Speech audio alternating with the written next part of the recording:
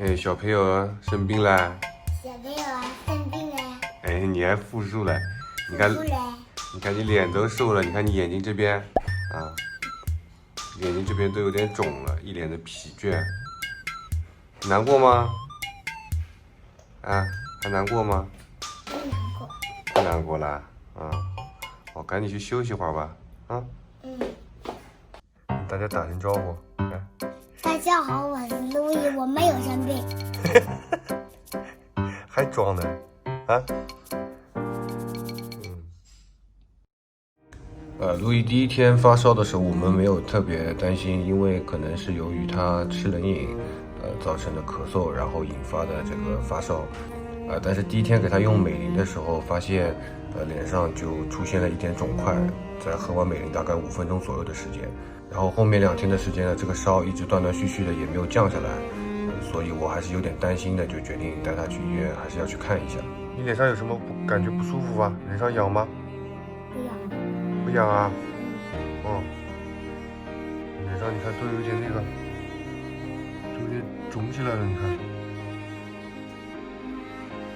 水过小朋友。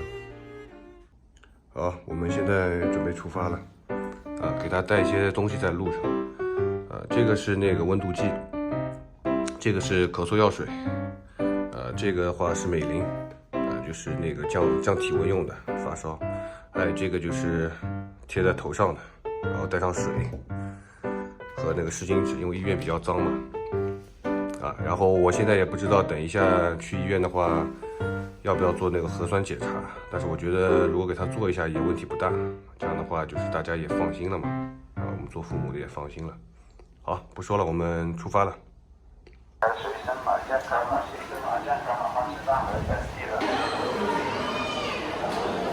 难过吧？难不难过？啊？有点难过啊？头晕吗？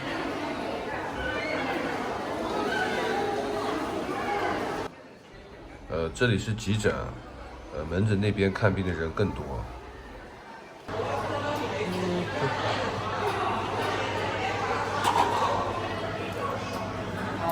哎，我们扎针从来不怕的是吧？请第64号观众小朋友大急诊中心。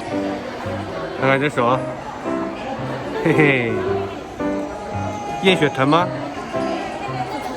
不疼啊，我们验血从来不哭的是吧？啊？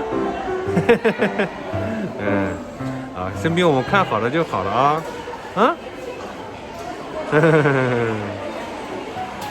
好，现在到家了，然后医生给配了这2盒药，就是反正在家把烧再退一退就好了，应该不是那个新冠，期间也没有做那个核酸检查，医生主要问了一下就是情况，就小朋友最近2周有没有去过一些高发的地方，然后呢就是包括一些发热的症状，有没有一些腹泻啊，一些症状，然后就简单的就给排除了。反正小孩子嘛，如果说发烧的话，还是应该要带他去医院看一下的。就大家不用担心，现在，可能不像之前就是这么严重这样一个情况。大家还是要注意小朋友那个身体健康。我们那个路易的话，可能是那天吃那个冷饮吃有点多，所以说导致这个发烧，可能是病毒性的吧。验了个血。好，然后这期节目的话，可能又要延期了，反正大家下次来看。